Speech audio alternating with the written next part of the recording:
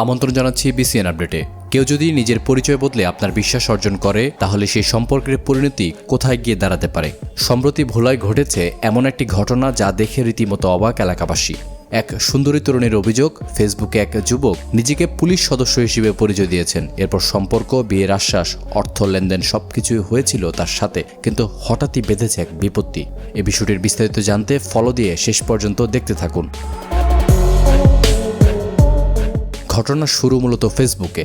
ভোলার এক তরুণীর সঙ্গে সামাজিক যোগাযোগ মাধ্যমে পরিচয় হয় ফাহিম নামে এক যুবকের।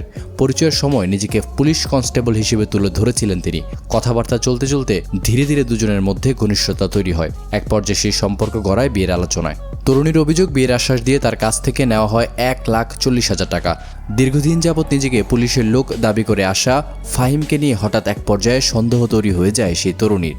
এরপর বিষয়টি আর ব্যক্তিগত সম্পর্কের মধ্যে সীমাবদ্ধ থাকেনি। সেই তরুণী ভোলা সদর মডেল থানায় মুহূর্তের মধ্যে অভিযোগ করে বসেন। সেই অভিযোগের ভিত্তিতে ফাহিমকে সাথে সাথে গ্রেপ্তার করা হয়।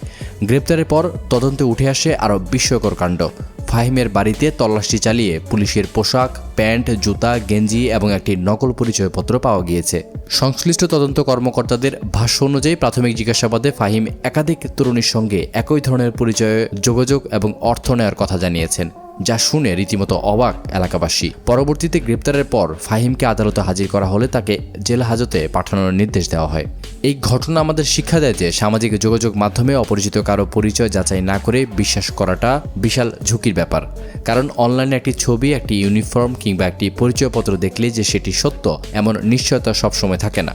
দর্শক, সর্বোপরি জানতে চাচ্ছি এই চাঞ্চল্যকর ঘটনা নিয়ে আপনার মূল্যবান মতামতটি জানাবেন অবশ্যই কমেন্ট বক্সে। এতক্ষণ সঙ্গে থেকে ভিডিওটি দেখার জন্য আপনাকে জানাচ্ছি বিশেষ ধন্যবাদ।